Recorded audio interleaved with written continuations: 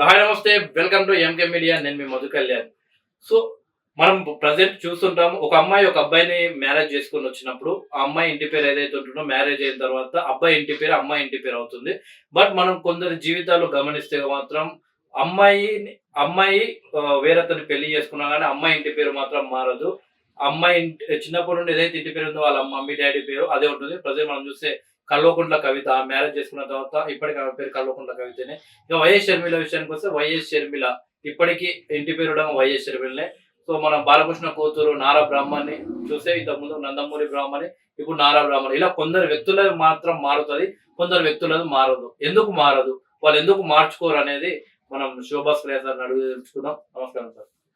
Sir చూసారు కదా ప్రశ్న, అసలు ఒక అమ్మాయి పెళ్లి చేసిన తర్వాత ఎందుకు అవన్నీ చూసినాను కానీ నువ్వు ఎవరినైతే ఎగ్జాంపుల్స్ తీసుకున్నావు అంటే అవి కరెక్ట్ కాదని నేను అంటే సెలబ్రిటీల పేర్లు చెప్తేనే వాళ్ళ జనాలకు అర్థమైతే కదా. జనాల కోసము మీరు ముఖ్యమంత్రి అంటే మాజీ ముఖ్యమంత్రి కూతుర్ని తీసుకొని వస్తారు. అక్కడ కూడా మళ్ళా వైఎస్ రాజశేఖర రెడ్డి వాళ్ళ కూతుర్ని తీసుకొని వచ్చారు. ముగ్గురు ముఖ్యమంత్రుల కూతుర్లు కానీ సో ఇక్కడ ఎట్లా ఉంటుందంటే ఎవరి పేర్లు ఎవరు మార్చాలన్నటువంటి అవసరం అయితే లేదు. కానీ మనకంటూ ఒక రాజ్యాంగం ఉంది.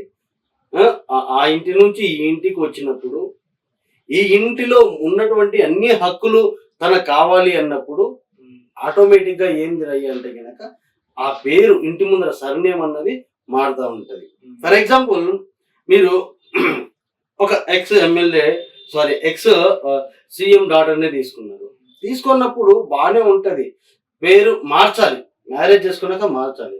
వాళ్ళు ఎందుకు మార్చుకోలేదు అంటే నా అనలైజింగ్ ప్రకారం ఎలా ఉంటుందంటే ఆమె ఒక సీఎం డాటర్ కాబట్టి ఆమె పేరు మీద కొన్ని కోట్ల ఆస్తులు కావచ్చు, చాలా అంటే బిజినెస్ లో కావచ్చు, ఎక్కడైనా కానీ ఆ పేరు మీద చాలా ముడిపడి ఉంటది.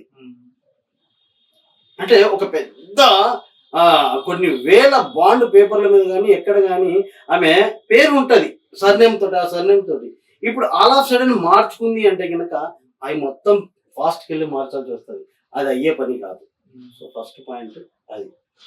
రెండోది ఏంటయ్యా అంటే కనుక వాళ్ళ కొంతమందికి అది ఉంటది, ఈగో ఉంటది.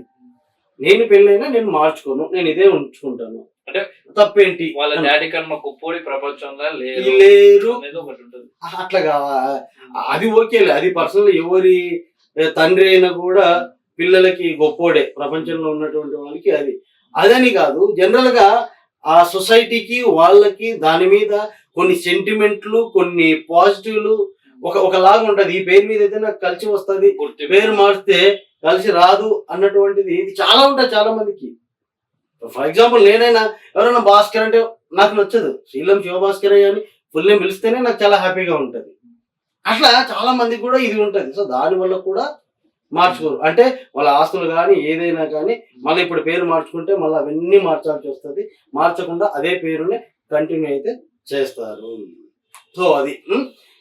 బట్ ఏది ఏమైనా కూడా రాజ్యాంగం పెట్టింది కాబట్టి ఏది ఏమైనా అంటే ఒక పాజిటివ్ ఎనర్జీ మనం తీసుకోవాలంటే ఎనర్జీ ఆల్ ఆర్ ఈక్వల్.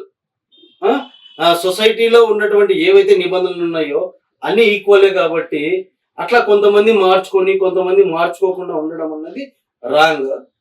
ఒకవేళ ఎవరు ఇష్టం వచ్చినట్టు వాళ్ళు ఉండొచ్చు ఈ భూ ప్రపంచం మీద, మా ఇష్టం వచ్చినట్టు మేము ఉంటాము, అది ఓకే. సో అది ఓకే సార్, థ్యాంక్ యూ.